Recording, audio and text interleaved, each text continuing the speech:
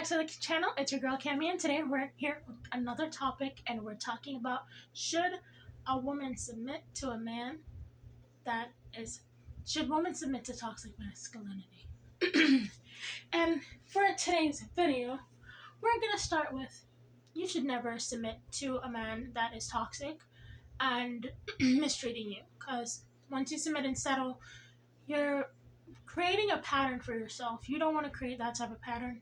We're gonna get into this right now.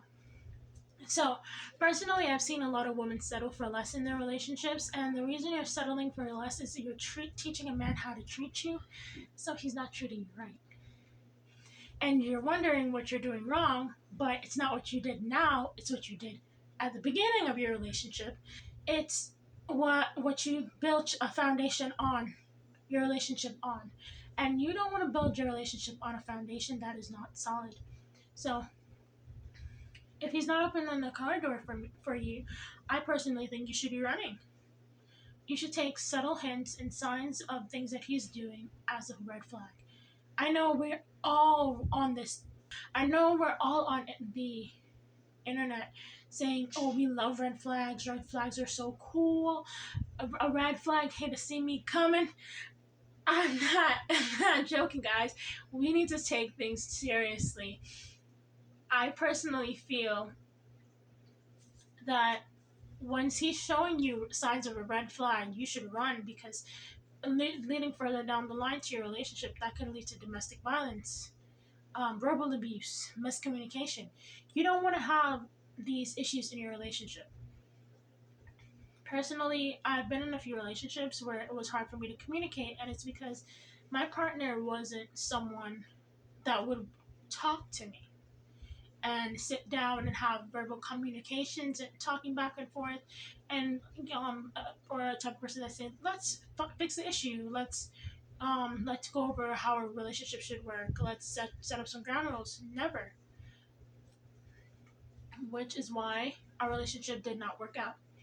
And the thing with relationships is, since we teach a man how to treat us, like when we're dog training a dog, we gotta make him get rewards and give us rewards. So I'm not talking about the extracurricular woo woo. I'm not talking about that. I'm talking about you gotta make him want you, and you gotta teach him how to treat you.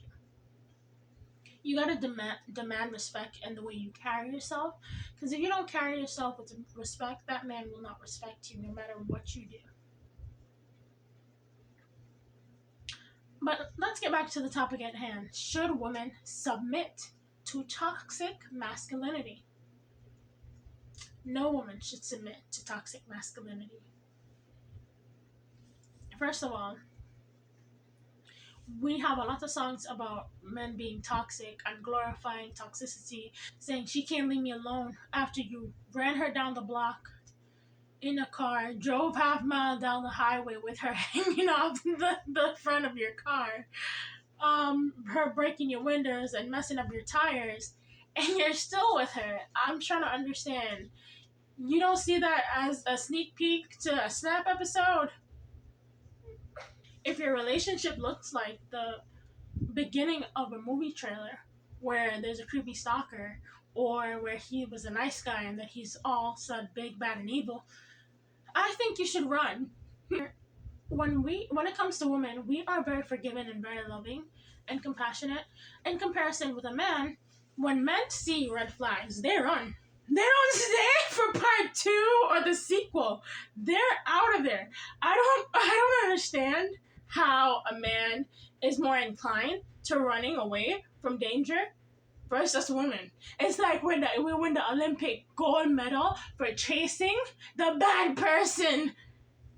I personally feel like we, as women, we are very nurturing, so we chase the I need help, or I'm less than you, or we want to add a value to his life, so we find someone to help instead of helping uplift ourselves by finding someone to help us. We seek out the good in people, and I feel like we chase after toxic masculinity. And it's not, I feel like sometimes it's not the man's fault. I feel like we didn't vet the guys we're dating properly. Like, we only went on a couple days and then we do the woo woo, and it's like, you're mine and I'm yours. And it's like, we didn't really add the spice to our relationship. We didn't really add the spices and the flavors and combine them in the pot to make us equally yoked. Like, I don't know why, and I don't know why we run after the bad guys. Some of us like 6'5" tattoos. I personally like just a well-rounded guy that can communicate, articulate himself, that loves to work, and I want someone to tell me about my goals, my their goals, their aspirations. I personally feel like we don't put those things in a relationship. Like, I swear to God, we need to start having references for our dating, because half of us wouldn't date the people we dated. I feel like we're not doing a good enough job at vetting our partners, and it's not our fault. Because we just grow up and we see man, and we're like, oh, I like him. He's cute. You don't know his name. You don't know where he's from. You don't know if his daddy was beating his mother. You don't know nothing about that man. You don't know background or nothing. Nothing. So it opens the door to toxic masculinity. You don't know what toxic. Yes, and some men aren't as compassionate as well as women. I personally feel like a man is trained to be masculine by his father. So if his father teaches him, "Oh, big boys don't cry, toughen up, be masculine, be masculine, be strong, be in charge, be empowered." I feel like the older generation teaches the younger generation, and I personally feel like we do a bad job sometimes.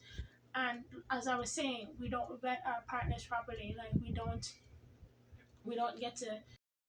As I was saying, it is the way our partners grew up that affects them in a way, and teaching them what masculinity means and what masculinity is.